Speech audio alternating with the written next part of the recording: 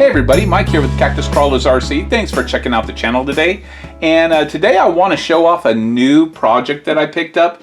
And usually I don't buy used vehicles or projects that somebody else started, but I picked up this one. It was started by my really good friend Frank Rizzo, and he's a really awesome builder. And when he told me he was going to sell this project because he didn't want to complete it, but he wanted it to go to a good home, to somebody who would finish it off nicely, I just had to jump on it. So here it is. Isn't that cool?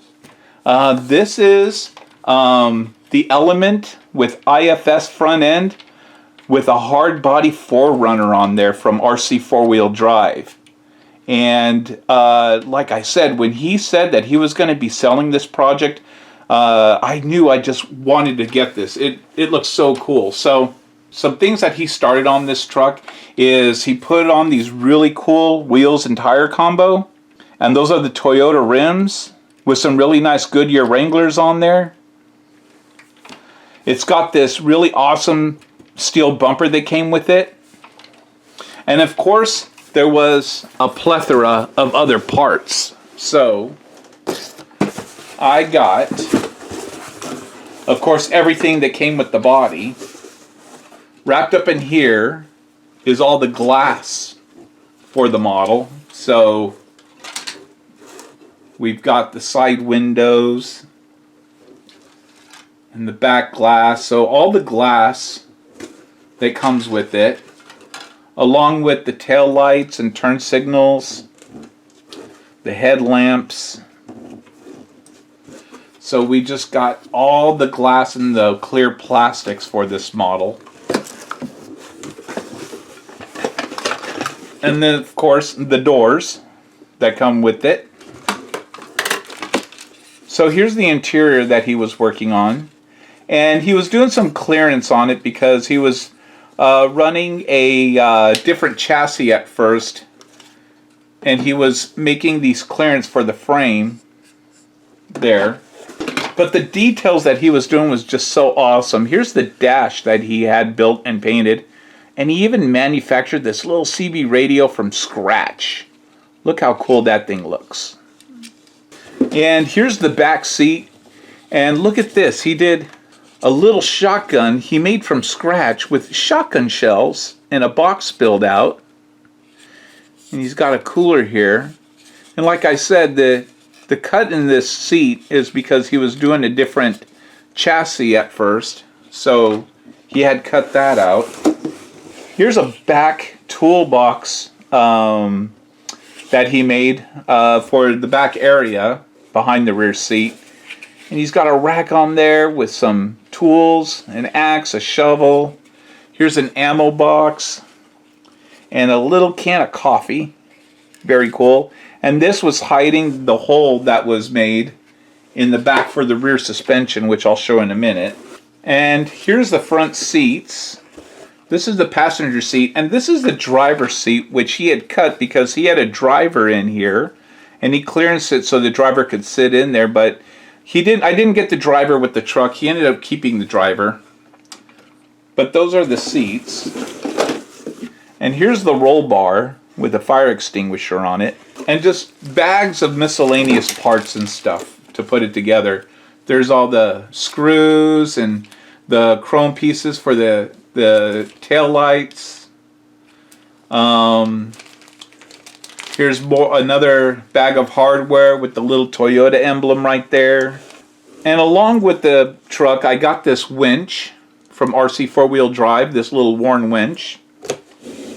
And I just had to pick up a controller for it, which I got off Amazon for a few bucks. And that winch will go inside this bumper. So a lot of cool stuff that came with this build. Already well on its way to becoming a very cool build. Get some of this stuff out of the way. And along with everything else, I got the instruction booklet for that body that came with the sticker sheet. So let's get into the truck itself. So like I said, this is an Element with the IFS front end. To get the body to go on this Element chassis, he 3D printed these custom sliders here, where the slider bolt into the chassis in the normal Element spots, and then it had these holes here for the RC four-wheel drive body. So it fits on there pretty good. And the Element chassis is a longer wheelbase than what the body was, and it's kind of hard to tell, but you could see it doesn't exactly fit perfectly inside those wheel well holes, but I'm not going to worry about it because this is really going to be more of a trail truck. I'm really not going to expect to have a whole lot of massive articulation situations that I'm going to run into, but I think it looks just fine. Fits pretty good the way that he has it set up there.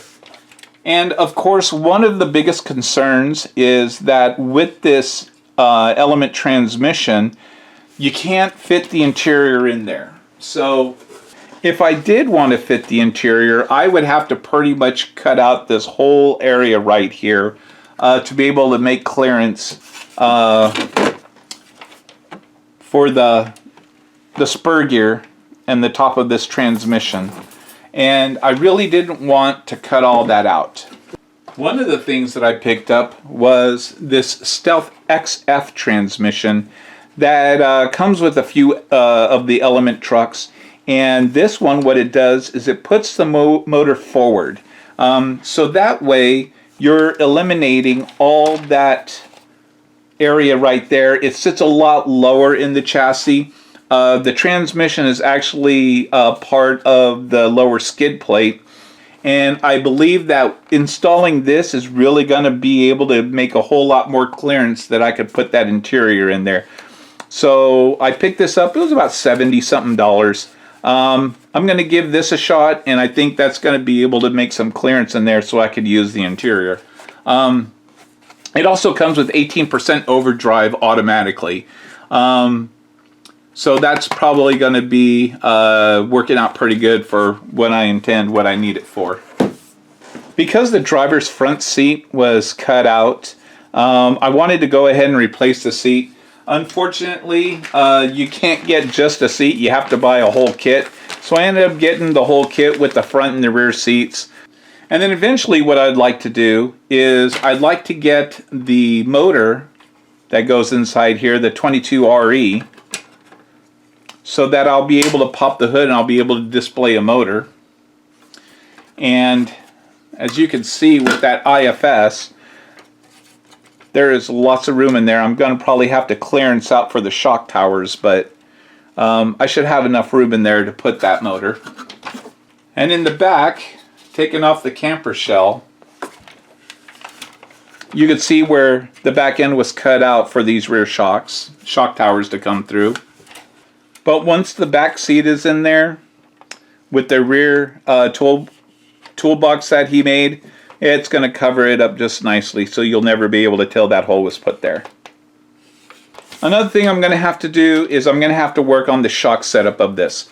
Right now I have the rear shocks compressed all the way down with a bungee, otherwise it'd stick way up. And as far as the front goes, there's a lot of weight up here right now, especially with this metal bumper. And when you push down on the front, it stays down and doesn't want to go back up. So what I'm probably going to do, so I don't have to run the bungee in the back holding the rear end down, I'm probably going to put some spacers in the rear shocks just so it doesn't compress all the way back up. And in the front, I'll probably put some helper springs inside the shocks. So I think this is going to be an awesome build when it's done. I don't know how long it's going to take me, but he's been working on this for more than a year from what I can remember. It's been a slow work in progress. It's probably not going to hurt that it takes a little bit longer. But I think this is going to be a really cool vehicle for trail running. Definitely it's going to look sharp. He does have the first coat of paint on here. He's wet sanded it one time. And I've also got the can, the color that he used, so I'll be able to replicate it. I really like that color. So as I go along, I'll be posting up some videos of it, how the project's going. Hopefully I can have this going by summer. That would be a whole lot of fun to get it out there on the trail. Thanks for checking out this episode of Cactus Crawlers RC. Come back again next time. We'll show off some more of this project as it goes along, and we'll see y'all then.